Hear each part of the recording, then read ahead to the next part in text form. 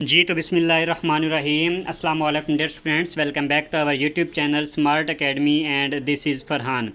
जी तो dear students, आज की इस वीडियो में हम आपके साथ पार्ट 8 शेयर करेंगे जो हमारी प्रिपरेशन सीरीज़ चल रही थी पाकिस्तान नेवी सेलर्स के इनिशियल टेस्ट की, जिसमें हम प्रिपरेशन करवा रहे हैं technical naval police, marine, chef steward, MTD, musician, नैब खतीब।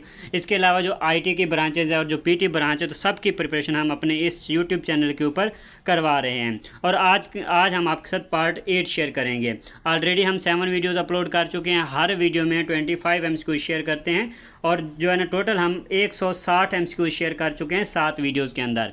ओके स्टूडेंट्स, अगर आपने पिछली वाली वीडियोस वॉच नहीं की तो आपने पिछले वाली वीडियो सारी जाके वॉच करनी है, अच्छे से उनको समझना है। उन सब के लिंक्स जो है ना आपको नीचे डिस्क्रिप्शन बॉक्स में मिल जाएंगे, वो आप सब ने अच्छे से जाके वॉच करनी है, उनको समझ लेना है। और अगर आप लोग प्रिपरेशन करना चाहते हो तो आप इस नंबर के ऊपर कॉन्टैक्ट कर सकते हैं। ये हमारा व्हाट्सअप नंबर है 034838300612। इस नंबर के ऊपर आप कॉन्टैक्ट कर सकते हैं। इंशाल्लाह आपकी 100% कंप्लीट प्रिपरेशन करवाई जाएगी।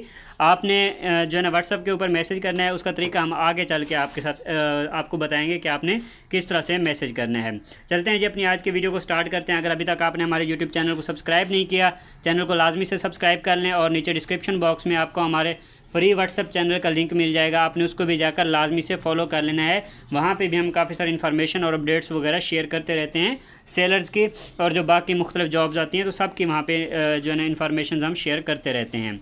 ओके स्टूडेंट्स, आज का हमारा क्वेश्चन है question number 161। Unit of force is, force का यूनिट बताना है जी न्यूटन, वाट, जूल या फिर पास्कल। तो इसका जो राइट आंसर है जी न्यूटन। ठीक है, न्यूटन इसका राइट आंसर है। फोर्स का यूनिट क्या होता है जी? न्यूटन होता है। बाकी वाट किसका यूनिट होता है? वाट पावर का यूनिट होता है। जूल एनर्जी का यूनिट होता है। और पास्कल किसका है जी? प्रेशर का यूनिट होता है। आपके टेस्ट में लाजमी एक MCQ यूनिट से रिलेटेड आता होता है, तो जितने भी यूनिट्स हैं आप उनको अच्छे से देख के जाना है। ओके स्टूडेंट्स, नेक्स्ट MCQ है हमारे पास question number 162। Which is not a mixture, इनमें से कौन सा मिक्सचर नहीं है? एयर, ब्रास, इंक या फिर, तो इसका जो राइट आंसर है ये है जी हमारे पास ब्रास। ठीक है, ब्रास इसका राइट आंसर है। नेक्स्ट MCQ है हमारे पास question number 163। National anthem of Pakistan was composed by, national anthem of Pakistan इसको किसने कंपोज किया था? ऑप्शन है हमारे पास हाफिज़ जलंधरी, अहमद गुलाम छागला, फैज़ अहमद फैज़ या फिर अलामा इकबाल। तो जो पाकिस्तान का कौमी तराना है, नेशनल एंथम कहते हैं कौमी तराने को कंपोज किसने किया था? अहमद गुलाम छागला ने। ठीक है, बी ऑप्शन यहाँ पे हमारे पास इसका राइट आंसर है। और हफीज़ जलंधरी इसके राइटर हैं। जो लिखने वाले कौन थे? लाइरिक्स किसने लिखी थी? हफीज़ जलंधरी ने लिखी थी। और कंपोज किसने किया? अहमद गुलाम छागला ने किया था। नेक्स्ट MCQ है हमारे पास question number 164। Product of mass and velocity is called, product of mass और वेलोसिटी को क्या कहते हैं जी? फोर्स, मोमेंटम, एनर्जी या फिर पावर। तो इसका जो राइट आंसर है ये है जी हमारे पास मोमेंटम। ठीक है, मोमेंटम इसका राइट आंसर है, बी ऑप्शन। नेक्स्ट MCQ है question number 165। The largest and oldest barrage of Pakistan is, Pakistan का लार्जेस्ट और ओल्डेस्ट बराज कौन सा है जी? Kotri barrage, Jinnah barrage, Sukkur barrage या फिर तौसा बैराज। तो इसका जो राइट आंसर है ये है जी हमारे पास सखर बैराज। ये पाकिस्तान का सबसे बड़ा और सबसे पुराना बैराज है। और ये कहाँ पे है जी? ये सखर के करीब वाक़ है। ठीक है, जो सखर सिटी है सिंध की, वहाँ पे ये मौजूद है। नेक्स्ट MCQ है क्वेश्चन नंबर हमारे पास 166। अपोजिट ऑफ अनेस्ट, अनेस्ट का अपोजिट बताना है जी।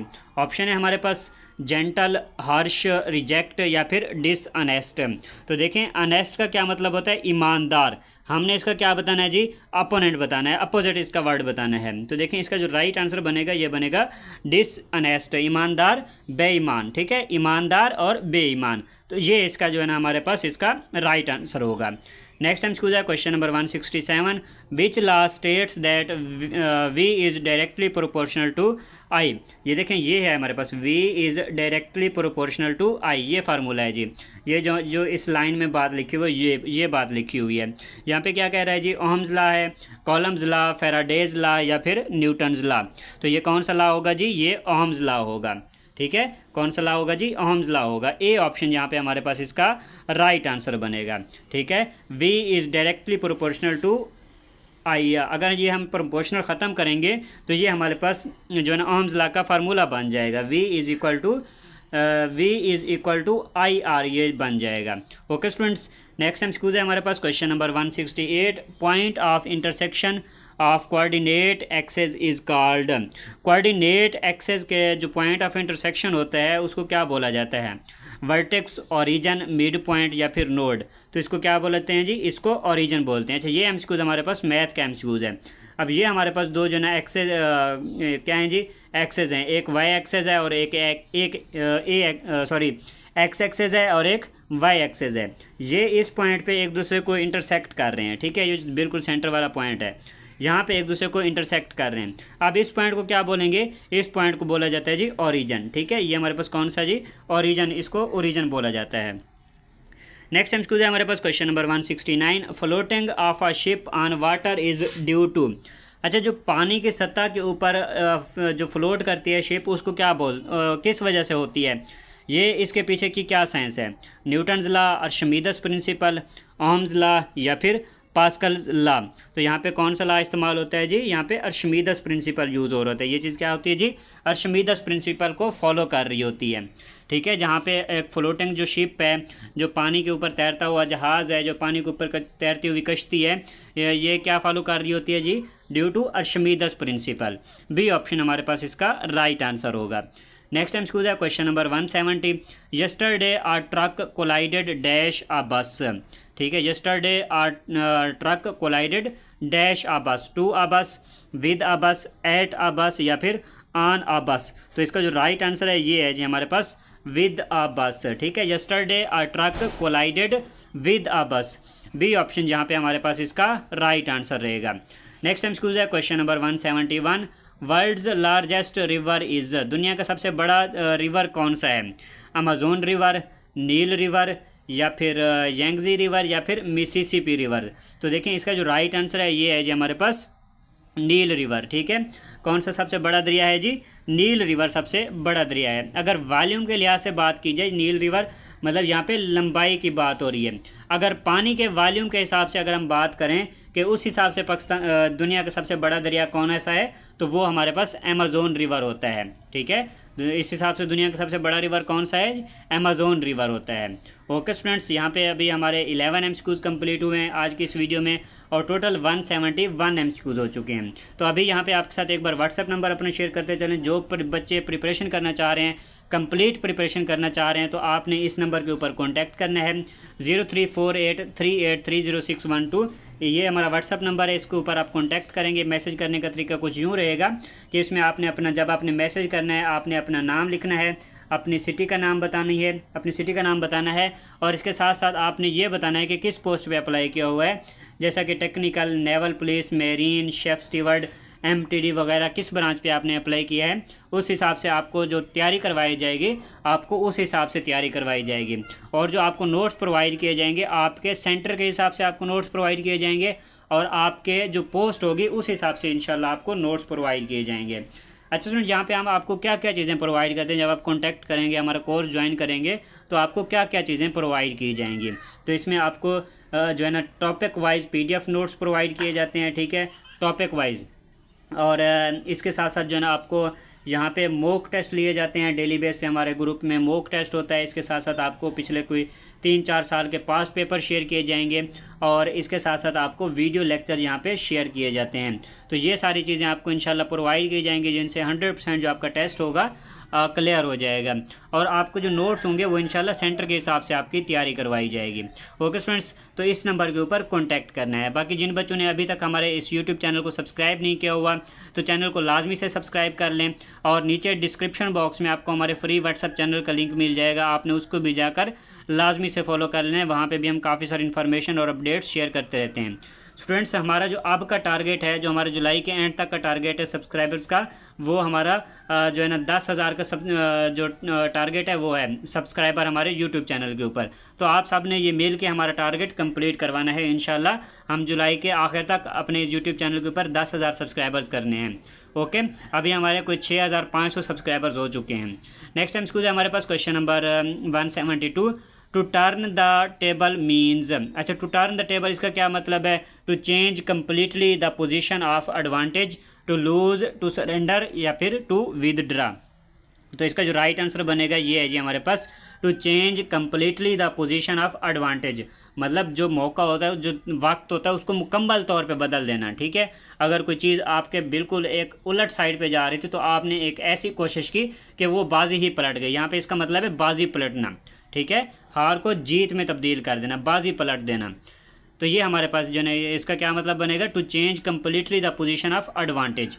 Okay students, next time school है हमारे पास question number 173। First prime minister of Pakistan, Pakistan का पहला प्राइम मिनिस्टर कौन है जी? कैद आज़म, लियाकत अली ख़ान, अयूब ख़ान या फिर सिकंदर मिर्ज़ा। तो पाकिस्तान के पहले प्राइम मिनिस्टर कौन थे जी? लियाकत अली ख़ान। पाकिस्तान के पहले प्राइम मिनिस्टर लियाकत अली ख़ान। अच्छा स्टूडेंट्स, इसके साथ साथ आपने जो पाकिस्तान के पहले 4 PM, पहले 4 आपने गवर्नर जनरल, ठीक है, पाकिस्तान के जो पहले 4 गवर्नर जनरल थे वो, और इसके साथ साथ पाकिस्तान के पहले 4 जो वज़ीर आज़म थे, ये सारे आपने देख लेने हैं। ओके, अगर आप हमारे नोट्स लेंगे तो आपको हर चीज़ हर डिटेल में मिल जाएगी। कोई भी MCQs हो चाहे ले लें, चाहे ये वाला प्राइम मिनिस्टर वाला MCQs ले लें, या फिर जो मुख्तलिफ़ किस्म के ईडियम्स होते हैं, या फिर इसके ऊपर अगर हम चले जाएँ, ये हमारे पास लार्जेस्ट वाला MCQs है, तो तमाम लार्जेस्ट चीज़ें आपको उसमें मिल जाएंगी। पोजीशन की आपको फ़ाइल मिल जाएगी। आपको जो है ना कंप्लीट जो है ना ये जो जितने भी हैं, न्यूटन के कानून हो गया, आर्किमिडीज प्रिंसिपल हो गया, ओहम्स लॉ हो गया, पास्कल लॉ हो गया, ये सारे के सारे इंपॉर्टेंट है। तो आपको ये सारे के सारे टॉपिक वाइज मिल जाएंगे, जिनसे आपकी बेहतरीन इंशाल्लाह तैयारी होगी। और उसमें हमने मार्क किया हुआ कि ये MCQs टेस्ट में आ चुका है। ठीक है, इंशाल्लाह इस तरह से आपको बेहतरीन नोट्स प्रोवाइड किए जाते हैं। नेक्स्ट MCQs है हमारे पास question number 174। Which country is the smallest in the world by land area? अच्छा, लैंड एरिया के हिसाब से दुनिया की सबसे छोटी कंट्री कौन सी है, सबसे छोटा मुल्क कौन सा है? मोनाको, माल्टा, मालदीव या फिर वेटिकन सिटी। तो जो सबसे छोटा कंट्री है एरिया के हिसाब से वो कौन सी है जी? वो है जी वेटिकन सिटी। ठीक है, जहाँ पे दुनिया एरिया के हिसाब हो रही है। अगर बात करें कि यहाँ जो सबसे लार्जेस्ट कंट्री है, सबसे बड़ी कंट्री है, वो कौन सी है? तो वो हमारे पास रशिया है आबादी के लिहाज से। ठीक है, वो कौन सी है जी? रशिया है। तो यहाँ पे देखें, जैसा कि स्मॉलेस्ट पूछा गया है, स्मॉलेस्ट कंट्री, तो दुनिया की जो जितनी भी स्मॉलेस्ट चीज़ें हैं वो उसके अलग से आपको फाइल मिल जाएगी। उसमें सिर्फ वही MCQs होंगे जो कि बार बार टेस्ट में रिपीट होते हैं, जो कि बहुत ज़्यादा इंपॉर्टेंट MCQs हैं। ओके, नेक्स्ट MCQs है हमारे पास question number 175। Vectors have, vector में क्या होता है जी? 1 कंपोनेंट, 2 कंपोनेंट, 3 कंपोनेंट्स या फिर 4 कंपोनेंट्स। तो इसका जो राइट आंसर है ये है जी हमारे पास 2 कंपोनेंट्स। कौन कितने कंपोनेंट्स होते हैं जी वेक्टर में? 2 कंपोनेंट्स होते हैं। तो इसी तरह से देखें, जैसे वेक्टर हो गए, स्केलर हो गए, इनके जो है ना अलग से आपको फाइल्स मिल जाएंगी। नेक्स्ट MCQs है हमारे पास question number 176। If AC is equal to B। अच्छा, एक बच्चा ना नीचे कमेंट करते हैं कि हमें जो है ना कोडिंग और डी कोडिंग की वीडियो बना के दें, कोडिंग और डी कोडिंग वाले MCQs शामिल होने चाहिए। देखें, आज की इस वीडियो में हमने ये एक MCQs इंक्लूड किया हुआ है, कोडिंग और डी कोडिंग वाले। इंशाल्लाह आगे भी शेयर करेंगे आपके साथ कोडिंग और डी कोडिंग वाले MCQs। और इसी तरह से जो है ना काफ़ी सारे बच्चे ये कहते हैं कि डेली बेस पे 2 वीडियो होनी चाहिए। तो 2 वीडियो हम तो नहीं अपलोड हो सकती। एक वीडियो जो है इंशाल्लाह जो हमारी चल रही है प्रिपरेशन, जो सीरीज़ चल रही है, डेली बेस पे हम आपके साथ एक वीडियो शेयर करते हैं। तो एक वीडियो इंशाल्लाह हम डेली बेस पे आपके साथ शेयर करते रहेंगे। ठीक है, जब तक आपके टेस्ट स्टार्ट नहीं होते, जब तक जो है ना आप के टेस्ट ख़त्म नहीं होते, तब तक जो है ना हम इंशाल्लाह आपके लिए ये सीरीज़ अपनी कंटिन्यू रखेंगे। ओके, जितने भी इंपॉर्टेंट MCQs होंगे सारे आपसे यहाँ पे शेयर कर देंगे। बाकी अगर आप व्हाट्सएप के ऊपर प्रिपरेशन करना चाहते हैं, आपको कंप्लीट नोट्स बाई करना चाहते हैं, तो आप हमसे व्हाट्सएप के ऊपर भी कांटेक्ट कर सकते हैं। ओके, और आपने नीचे कमेंट में लाजमी बताना है वीडियो के बारे में कि आपको वीडियो कैसी लगी है। ओके, अच्छा देखें, ये हमारे पास कौन क्या है जी? If AC is equal to B। अब मतलब AC को इक्वल किया गया जी B के साथ। इसी तरह से NP का क्या मतलब है? NP का मतलब है O। इसी तरह से J और L का मतलब है K। इसी तरह से G और I का हमने बताना है इसका क्या मतलब होगा। तो सबसे पहले इसमें समझेंगे आखिर हो क्या रहा है, आखिर इसमें चल क्या रहा है। सबसे पहले अगर इसमें देखें तो हम A और C में के दरमियान में B होता है। B उन्होंने दरमियान से निकाल के इधर लगा दिया, उनको इक्वल कर दिया। मतलब A और C का क्या मतलब है? B है। इसी तरह से N के बाद O होता है, O को उन्होंने यहाँ पे अलहदा कर दिया। J के बाद K होता है, K को उन्होंने यहाँ पे अलहदा कर दिया। इसी तरह से G है हमारे पास, G के बाद H होता है, H के बाद I होता है। तो यहाँ पे देखें हमारे पास क्या आ जाएगा? H आ जाएगा। ठीक है, H यहाँ पे हमारे पास इसका राइट आंसर बनेगा, A option. Okay students, next MCQ है question number 177। Currency of Turkey is, तुर्की की करेंसी यहाँ पे बतानी है। लीरा, येन, रियाल या फिर रब्बल। तो देखें जो तुर्की की करेंसी है वो हमारे पास क्या है जी, वो हमारे पास लीरा है। ठीक है, तुर्की की क्या करेंसी है, लीरा है। एक एमसीक्यूज आपको लाजमी करेंसी और कैपिटल से रिलेटेड लाजमी आपके टेस्ट में आता है, तो इसकी भी जो ना आपको अलग से फ़ाइल मिल जाएगी। ठीक है, तो इस तरह से हमने अलग से हर चीज़ के फाइल्स बनाई हुई हैं और मोस्ट इंपॉर्टेंट जो एमसीक्यूज हैं वो हमने उसमें इंक्लूड किए हुए हैं, जिनसे आपकी इंशाल्लाह बेहतरीन तैयारी हो जाती है। ओके स्टूडेंट्स, और इसी तरह से हमारे पास जो येन है ये जापान की करेंसी है। रियाल हमारे पास इसी तरह से जो है ना सऊदी अरब की करेंसी है, और जो रब्बल है ये हमारे पास रशिया की करेंसी। नेक्स्ट एमसीक्यूज है हमारे पास क्वेश्चन नंबर 178। ठीक है, नेक्स्ट क्वेश्चन है हमारे पास क्वेश्चन नंबर 178। इसमें हमने क्या करनी है जी, सीरीज़ कंप्लीट करनी है। कौन सा नंबर चल रहा है, find the next number in the series. 6, 9, 13, उसके बाद 16, उसके बाद 20 और फिर क्या है जी 23 है। तो यहाँ पे देखें हमारे पास क्या सीरीज़ चल रही है। यहाँ पे हमारे पास हम इसको कह सकते हैं कि डबल सीरीज़, जिसको आप अल्टरनेटिव सीरीज़ भी मैंने आपको कई बार समझाया हुआ कि अल्टरनेटिव सीरीज़ या फिर डबल सीरीज़ इस तरह के भी एमसीक्यूज आते हैं, तो उसमें स्टूडेंट कन्फ्यूज़ हो जाते हैं कि आखिर इसमें क्या हो रहा है। इसमें ना बहुत ज़्यादा कन्फ्यूजन हो जाती है फिर बच्चों को। तो देखें आखिर इसमें हम पैटर्न को समझते हैं। जब पैटर्न समझ लेंगे तो आसानी से हम अपना क्वेश्चन भी कर लेंगे। सबसे पहले देखें 6 है, फिर 9 है, 13 है, 16 है, 20 है और 23 है। तो देखें 6 के बाद 13 अगर हम लगाएं, 13 के बाद अगर 20 लगाएं और 20 के बाद यहाँ पे हमने नंबर 1 फाइंड करना है। ठीक है, और इसी के साथ साथ 9 के बाद 16 के बाद 23 और 23 के बाद नेक्स्ट नंबर हमने यहाँ पे फाइंड करना है। तो देखें सबसे पहले हम ये जो पहली सीरीज़ है उसको कंप्लीट करते हैं। देखें 6 के बाद 13 कितना डिफरेंस आ रहा है, 7 का डिफरेंस आ रहा है। हमने 6 में जो है ना 7 प्लस किया तो हमारे पास इसका आंसर आ गया। और इसके साथ साथ देखें 13 के बाद 20 कितना डिफरेंस है, 7 का डिफरेंस है। अगर हम 13 में 7 प्लस करें तो 20 आ जाता है। अगेन हम यही चीज़ रिपीट करेंगे, 27 हमारे पास इसका आंसर आएगा। ठीक है, 20 में 7 प्लस किया तो 27 हो गया। अब दूसरी चीज़, इसमें दूसरी सीरीज़ कौन सी है जी, 9 के बाद 16 क्या हमने इसमें ऐड किया, हमने 7 ऐड किया। 16 के बाद 23 इसमें कितना ऐड किया, हमने 7 ऐड किया। अब 23 में हम क्या करेंगे, अगेन 7 ऐड करेंगे तो हमारे पास आंसर आ जाएगा 30। पहला क्या आया था 27 और दूसरा क्या आया है 30 आया है। तो बी ऑप्शन जो है हमारे पास इसका राइट आंसर बनेगा। ओके स्टूडेंट्स, अच्छा यहाँ पे एक और भी तरीका है इस क्वेश्चन को सॉल्व करने का। वो ये है कि पहले देखें 6 और 9 के दरमियान कितना डिफरेंस है, 3 का डिफरेंस है। फिर 9 और 13 में कितना डिफरेंस है, 4 का डिफरेंस है। 13 और 16 में कितना डिफरेंस है, 3 का डिफरेंस है। 16 और 20 में 4 का डिफरेंस है। 20 और 23 में कितना डिफरेंस है, 3 का डिफरेंस है। तो देखें पहले 3 प्लस करना है, फिर 4 प्लस करना है, फिर 3 प्लस करना है, फिर 4 प्लस करना है, फिर 3 प्लस करना है। अब नेक्स्ट क्या करेंगे, 4 प्लस करेंगे 27 और इसमें फिर क्या करेंगे 4 प्लस करेंगे 3 प्लस करेंगे 30 हो जाएगा। तो ये भी एक तरीका है इस क्वेश्चन को सॉल्व करने का। आंसर हमारा सेम ही आ रहा है। ठीक है, बी ऑप्शन जहाँ पे हमारे पास इसका राइट आंसर रहेगा। आप चाहें जिस मर्जी जिस जो है ना तरीके से आप इसको सॉल्व कर लें। नेक्स्ट एमसीक्यू है हमारे पास question number 179। Slope of a line parallel to X axis is. अच्छा, slope of a line parallel ये किस जो है ना slope of a line parallel to X axis. अच्छा, स्लोप ऑफ लाइन हमने यहाँ पे बतानी है जो कि एक्स एक्सिस के पैरेलल है, वो कितनी होती है, 1 है जी, अनडिफाइंड है, 0 है या फिर इन्फिनिटी। तो इसका जो राइट आंसर है ये है जी, हमारे पास कितना होगा जी, 0 होगा। ठीक है, स्लोप ऑफ लाइन कितनी होगी जी, 0 होगी। सी ऑप्शन जहाँ पे हमारे पास इसका राइट आंसर होगा। नेक्स्ट एमसीक्यू है question number 180। Magnetic effect can be destroyed by. अच्छा, मैग्नेटिक इफेक्ट जो है ना किससे डिस्ट्रॉय किया जा सकता है, बाई हीटिंग से जो है ना मैग्नेटिक इफेक्ट को डिस्ट्रॉय किया जा सकता है, touching both A and B या फिर कूलिंग। तो ये जो है ना दोनों मेथड से जो मैग्नेटिक इफेक्ट होता है उसको डिस्ट्रॉय किया जा सकता है, हीटिंग से भी और टचिंग से भी। तो यहाँ पे सी ऑप्शन यहाँ पे इसका राइट आंसर रहेगा। नेक्स्ट एमसीक्यू है question number 181। Land of rising sun. अच्छा, लैंड ऑफ राइजिंग सन के कौन सी कंट्री को बोला जाता है, चाइना, जापान, कोरिया या फिर थाईलैंड। तो देखें जो हमारे पास इसका राइट आंसर है वो है जी जापान। ठीक है, लैंड ऑफ राइजिंग सन किसको बोला जाता है, जापान को बोला जाता है। और थाईलैंड को लैंड ऑफ वाइट एलिफेंट्स बोला जाता है। ठीक है, क्या बोला जाता है जी, लैंड ऑफ वाइट एलिफेंट्स। और इसी तरह से लैंड ऑफ 1000 लेक्स किसको बोला जाता है, तो वो फिनलैंड को बोला जाता है। ठीक है, तो ये सारे इंपॉर्टेंट एमसीक्यूज़ थे। इसी तरह से और भी एमसीक्यूज़ आते होते हैं, तो हम इंशाल्लाह ऐसा ऐसा सब एमसीक्यूज़ आपके साथ यहाँ पे शेयर करते रहेंगे।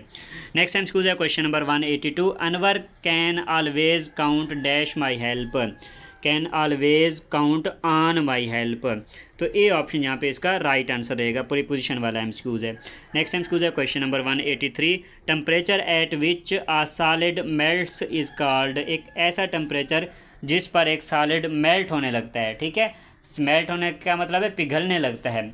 उस पॉइंट को क्या कहते हैं जी, बॉइलिंग पॉइंट कहते हैं, मेल्टिंग पॉइंट कहते हैं, फ्रीजिंग पॉइंट कहते हैं, या फिर कंडेंसेशन कहते हैं। तो ऐसे पॉइंट को क्या बोला जाता है जी, ऐसे पॉइंट को मेल्टिंग पॉइंट बोला जाता है। ठीक है, वो टेम्परेचर जो होता है जिस टेम्परेचर पे कोई भी सॉलिड जो है ना वो लिक्विड फॉर्म में तब्दील होने लगता है, मेल्टिंग होने लगता है, तो वो क्या हो जाता है, मेल्टिंग पॉइंट होता है, और वो टेम्परेचर जो है उसका मेल्टिंग पॉइंट होता है।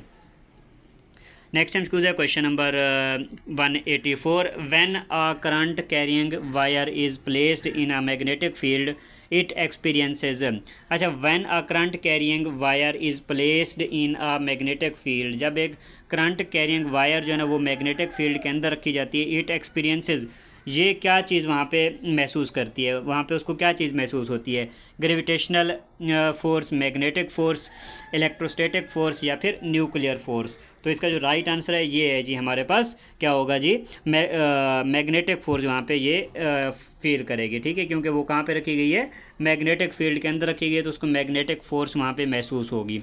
ठीक है, बी ऑप्शन यहाँ पे इसका राइट आंसर बनेगा। नेक्स्ट एमसीक्यू है question number 185, the longest side of a triangle is opposite to. अच्छा, एक ट्राई एंगल की जो लॉन्गेस्ट साइड होती है वो किस चीज़ के अपोजिट है, लॉन्गेस्ट एंगल के, लार्जेस्ट एंगल के, राइट एंगल, या फिर इक्वल एंगल। तो ये जो है इसमें कितना आ रहा होता है जी, उसको किस चीज़ के अपोजिट होती है जी, तो वो लार्जेस्ट एंगल के अपोजिट होती है। ठीक है, जो लॉन्गेस्ट साइड होती है एक ट्राई एंगल की, वो किसके अपोजिट होती है जी, लार्जेस्ट एंगल के अपोजिट होती है। बी ऑप्शन यहाँ पे हमारे पास इसका राइट आंसर होगा। ओके स्टूडेंट्स, आज के इस वीडियो में हमने 25 एमसीक्यूज़ आज की आपसे शेयर कर दिए। मज़ीद इंशाल्लाह नेक्स्ट वीडियो में हम मज़ीद 25 एमसीक्यूज़ शेयर करेंगे। अच्छा, अभी तक अगर आप लोगों ने हमारे यूट्यूब चैनल को सब्सक्राइब नहीं किया स्मार्ट अकेडमी को, तो आपने चैनल को लाजमी से सब्सक्राइब कर लेना है। और इसके साथ साथ आपने जो है ना, अगर हमारे इस व्हाट्सअप चैनल को फॉलो नहीं किया हुआ तो व्हाट्सअप चैनल को भी आपने लाजमी फ़ॉलो कर लेना है। ओके स्टूडेंट्स, और साथ में आपको ये हमारा व्हाट्सअप नंबर मिल जाएगा, तो आप चाहें तो अगर व्हाट्सअप के ऊपर प्रिपरेशन करना चाह रहे हो तो आप इस नंबर के ऊपर कांटेक्ट कर सकते हैं। इंशाल्लाह आपकी 100% कंप्लीट तैयारी करवाई जाएगी, आपको जो नोट्स प्रोवाइड किए जाएंगे, आपका कंप्लीट टेस्ट इंशाल्लाह उसमें से ही कवर हो जाएगा। ठीक है, इंशाल्लाह 100% आप लोगों का टेस्ट पास हो जाएगा। किसी चीज़ में भी आपको मसला है एकेडमिक में, इंटेलिजेंस में, तो आप हमसे व्हाट्सअप के ऊपर कॉन्टैक्ट कर सकते हैं। इंशाल्लाह आपकी मुकम्मल जो है ना तैयारी करवा दी जाएगी। बाकी अगर अभी तक आपने चैनल को सब्सक्राइब नहीं किया, चैनल को लाजमी से सब्सक्राइब कर लेना, ताकि इस तरह की जो हमारी डेली वीडियो होती है उसका नोटिफिकेशन आपको मिलता रहे, वीडियो आप तक पहुंचती रहे। ओके स्टूडेंट्स, मिलते हैं अपनी नेक्स्ट वीडियो में। Thanks for watching. अल्लाह हाफिज़।